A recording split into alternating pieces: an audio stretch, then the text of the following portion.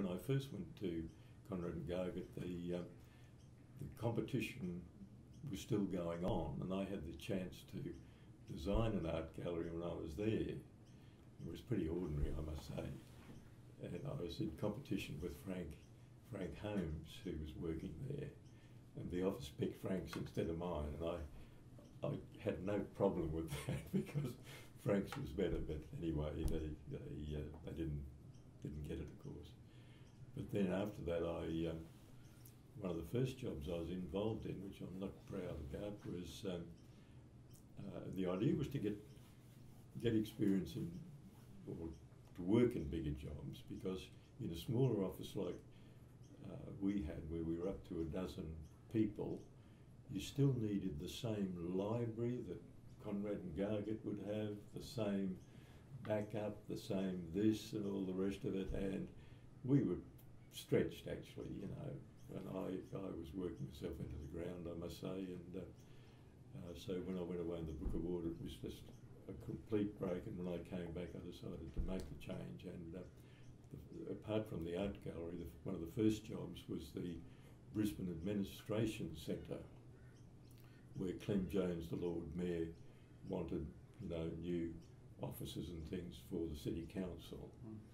So this was a madly exciting prospect and everything, so I was working with Elwyn Wyeth on that, and we did a scheme, and our client was a developer, Stocks and Holdings, and to cut a long story short, we won that competition, if you like, or all the things that were considered by the council, but it was quite frankly done on the basis that they had the best financial deal, and from that moment on, working with Stocks and Holdings, the sort of partner in charge or director in charge turned out to be a crook. He was embezzling money from the money that wasn't going to the bills and everything, and he chopped off any sort of sunscreening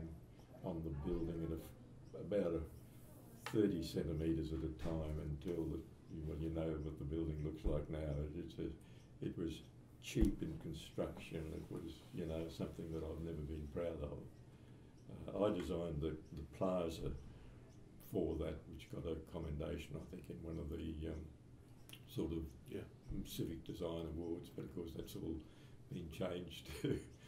But there were two towers there, wasn't there?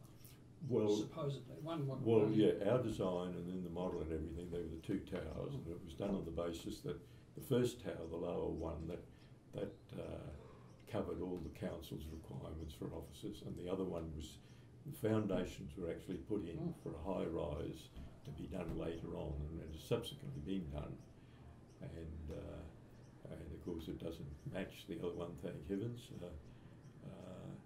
And then sort of after that job, I think I did it was a computer centre that I designed for the ANZ Bank, and it's a building at the near the Gabba, in Vulture Street, actually, on the left-hand side. And after doing the brick award, it was quite heavily influenced by bricks.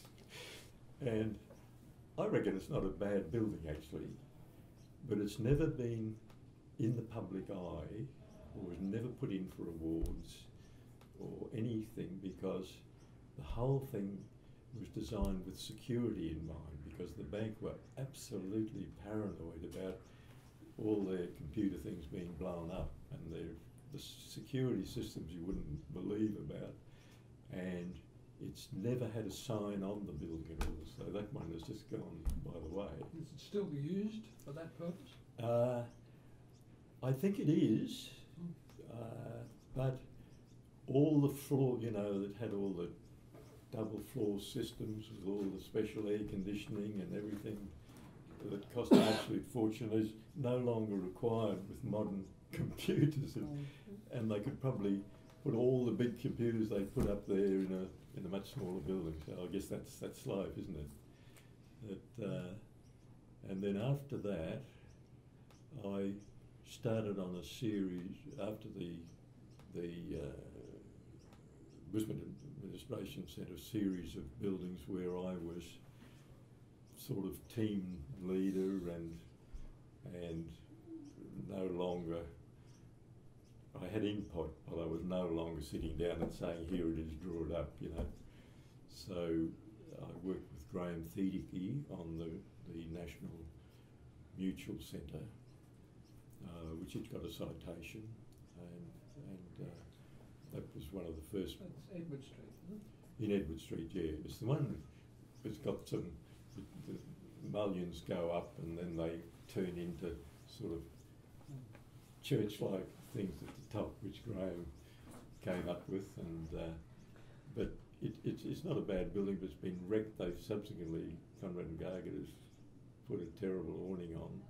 We designed it with an awning, but it was taken off. But the roof of that line of that building was one of the first office buildings around the place that was controlled and had high things and hid things, you know. So I think that was half the value of it.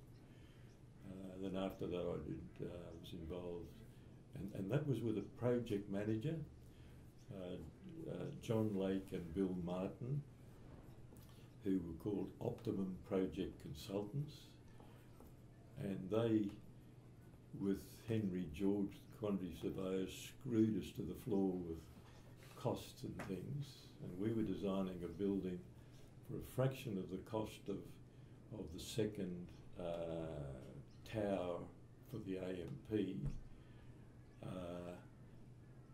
and the client was expecting to get equivalent finish, you know, and so they said, well, where should we have sort of, you know, the building a little bit better and all the rest of it? So we said, well, you need good lobbies. So they said, okay. So we sat down and an idea of a lobby, and the quantity surveyor put a figure in of some kind.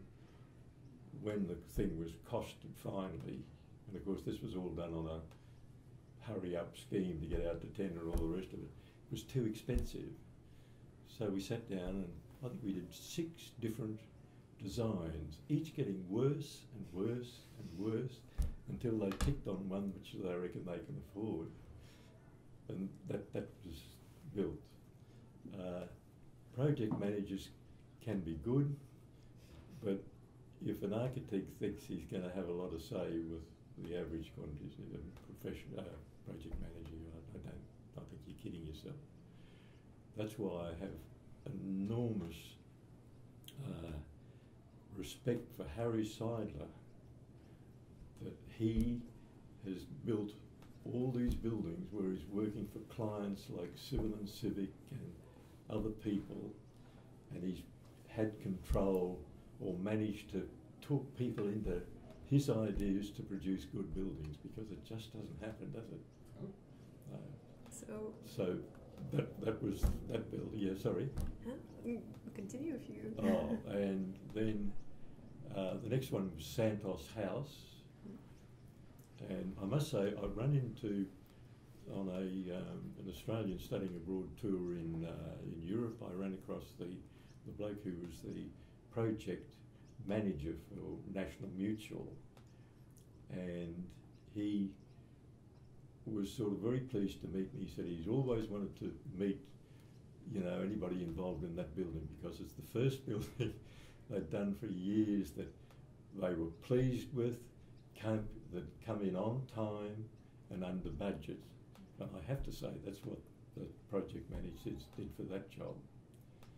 And then on the next job, for Santos House, they were the same project managers. I don't know what it's called now, but that's the one in Adelaide Street, opposite the Anzac Square. I think it's still called Santos. Is it? Yeah, right. I thought they might have moved, but... well, they have. They've moved to that one at North Quay, but... Yes, yeah. Oh, maybe that, yes. I guess Yeah, the name has well, changed. I got drawn into that a little bit later in the stage because of the other job, and then I had to see that all the way through to the end, and it's a pretty ordinary job too. But and once again, the project managers controlled it